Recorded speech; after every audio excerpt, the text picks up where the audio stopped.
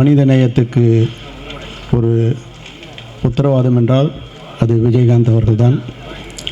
அவரோடு நான் பயணித்தது கூலிக்காரன், நல்லவன், தெருப்பாடகன் என்னும் புதுப்பாடகன். என்னை கதை, திரைக்கதை, வசனகர்த்தா, பாடலாசிரியர் ஆக்கினார் நல்லவனில். அடுத்து என்னுடைய ஈடுபாட்டை பார்த்து என்னையே இயக்கச் செய்து, என்னையே இசையமைக்கச் செய்து தெருப்பாடகனை தந்தவர். அப்படிப்பட்ட மனிதரை என் வாழ்நாளில் மறக்க முடியாது.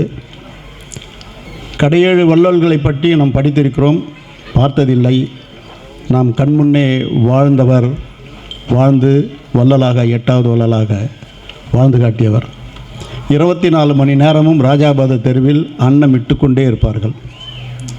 அப்படி அன்னமிட்ட கையை வருது. அவருடைய காலம் திரையுலகின் பொற்காலம். செல்லுமணி அவர்களை நினைக்கும் பொழுது 2 படங்கள் தான், புலன் விசாரணையும் கேப்டன் பிரபாகரனும் ஒரு மைல்ஸ்டோன்.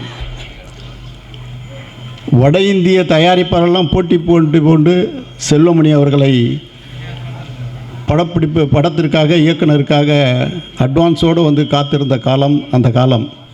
அந்த கற்காலம் பொற்காலமாக மாறியது. அப்படிப்பட்ட விஜயகாந்த் அவர்கள் இந்த படத்தில் கேப்டன் பிரபாகரன். ஆம், நான் தந்த அடைமொழி புரட்சி கலைஞர் கேப்டன் பிரபாகரன். அந்த புரட்சி கலைஞர் என்றது புரட்சி நடிகருடைய எம்ஜிஆருடைய புரட்சியையும் கலைஞருடைய பெயரையும் சேர்த்துதான் புரட்சி கலைஞர் என்று நான் கூலிக்காரனில் அழைத்தேன்.